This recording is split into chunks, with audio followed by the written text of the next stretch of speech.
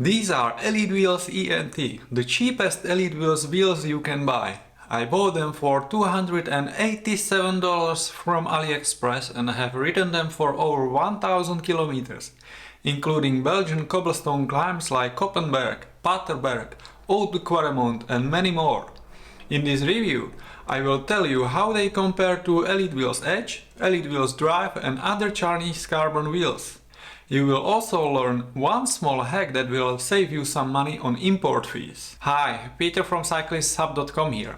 I've already reviewed multiple Chinese carbon wheel sets such as Loon Hyper, Farsports Ventoux S, YOELEO SAT PRO and so on. However, most of these wheels cost around $1,000 or even more. So are the ENT wheels competitive?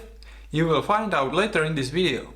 But let me first explain the price and import fees. I ordered the wheels during the Black Friday sales. They were already significantly discounted, and I also used a $50 discount coupon. I made a mistake ordering out of naivety that the shipment would not be inspected by customs. I didn't pay the $70 for the DPD shipping. That way, I wouldn't have to pay import fees like taxes and duties. Fortunately, I didn't have to pay the anti-dumping duty, so those fees were only $105. Therefore, if you will be ordering from Elitewheels at Aliexpress, I recommend you pay extra for the DPD shipping. By the way, Elitewheels shipped the order within 2 weeks and it arrived in Czechia a month later. Due to the customs clearance, it was delivered 2 weeks later, so the delivery to my door took 2 months. Despite the low price, these wheels are tubeless ready, but they are the heaviest 50mm wheels I have ever tested. The front wheel weighs 828 grams and the rear wheel 950 grams, so 1778 grams in total. And that's the weight without tubeless rim tape and valves. The internal rim width is 20mm and the external rim width is 28.1mm, which is up there with today's standard. This width provides a better tire rim transition with 28mm and wider tires than narrower rims. They have Pillar 1423 steel spokes and Elitewheels 6-pole hubs with steel bearings. The rim tape is included but not installed, so you have to apply it yourself. As always, I checked the wheels before the first ride with a series of tests. These include a trueness test, spoke tension measurements, checking whether the hubs are centered, a look inside, or the difficulty of fitting the tire. So how did these wheels end up? Surprisingly well. I mean, I didn't observe any major deviations and the wheels were trued similarly well to more expensive wheels. This seemed promising. Then I checked the spoke tension. As you can see from these charts, it was also pretty consistent. Only 3 spokes were outside the average spoke tension by more than 5%. That's a great result. When checking how well centered the hubs are, only the rear wheel showed a gap of about 0.2mm between the tool and the end cap. So overall, ENT wheels ended up better than the more expensive Elitewheels Edge I reviewed lastly, and DRIVE wheels. Looking inside, I discovered more wrinkles and epoxy residue than usual. The carbon structure was not completely smooth, but honestly at this price point I didn't even expect it to be. Finally, I tried putting on the Tufo Contura 40-year tires. These are my go-to tires for testing, so I'm familiar with how tricky it can be to get them on various rims.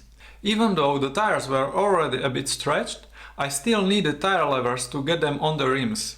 Seating them using an air compressor worked fine, but I couldn't manage it with a floor pump. By the way, have you already transitioned to tubeless tires or do you still use tubes? Let me know in the comments below. Let's finally talk about how these wheels ride. I started riding ENT wheels right after I finished testing Elitewheels Edge. I rode them mostly in the area where I live, but I also took them with me to Belgium, where I conquered the most famous cobblestone climbs like the Koppenberg, Petr, Haute de Quaremont and many more. Belgian roads are narrow and twisty and include many short and steep climbs. This is exactly the sort of terrain these wheels are not made for. These are simply too heavy and irresponsive. I felt like the power I put into the pedals was not transferring into the forward movement. The wheels felt sluggish. I could feel the weight was 300 to 400 grams higher than the wheels I normally ride. This is especially noticeable when accelerating and climbing steep sections. The only positive was that the ENT wheels are pretty soft, so they were relatively comfortable even on the cobbles, unlike super stiff wheels like Loon Mega. Stiffness wise, they were on par with Elitewheels Edge, which are also pretty soft, but a bit more responsive thanks to their much lower weight. On my way to Ghent, it was super windy, so I could experience how they ride with tail, cross and headwinds. With the tailwind, they were flying. Their weight and inertia resulted in a good momentum. In crosswinds, they remained pretty stable and felt predictable. And with headwind, it was more about my tired legs than the wheels themselves. To sum up, their specifications gave me an idea of how these wheels behave, which was confirmed in practice. On flats and steady efforts, they are fine, but on rolling terrain and hills, they are too heavy. Wheels a few $100s more expensive, like the YOELEO SAT PRO 2022 or Farsports Wave, were better in almost every aspect. By the way, I took full advantage of the Black Friday sales and also ordered the ENT 80mm. I wanted to try such deep wheels. To be honest, I was a bit disappointed. They were slightly faster on the flat than the ENT 50mm, but their stability was much worse. I noticed this especially in crosswinds or if a truck was coming the other way. I had to be very careful riding them. They also weigh 2018 grams, which is on par with regular aluminum wheels, so I only used them for a time trial and then sold them. I can't rate their long-term durability, but after my experience in Belgium, I believe it won't be an issue. There is also a positive feedback on ENT wheels from many customers and other YouTubers such as Luke from Traceville. And, as a bonus, I find their free hub sound pretty satisfying. Listen to it for yourself.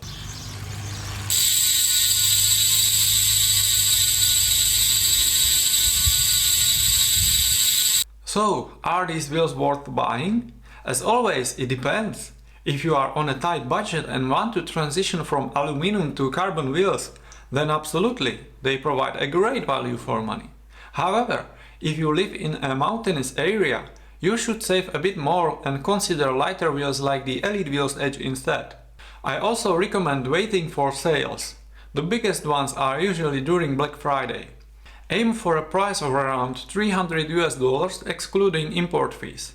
You can get this low when the wheels are on sale and when discount coupons are available. Remember, these wheels won't perform as well as wheels priced at around $1,000, but they are solid and probably one of the best entry-level carbon wheels you can buy. If you decide to buy them, please use the link below. At no additional cost to you, I get a small kickback that will help me run this channel and buy more products for reviews. Each sale helps a lot, so thank you very much in advance. Anyway, I hope you find this review helpful. Like and subscribe below if you do so. Thank you very much for watching and see you in the next one. Ciao!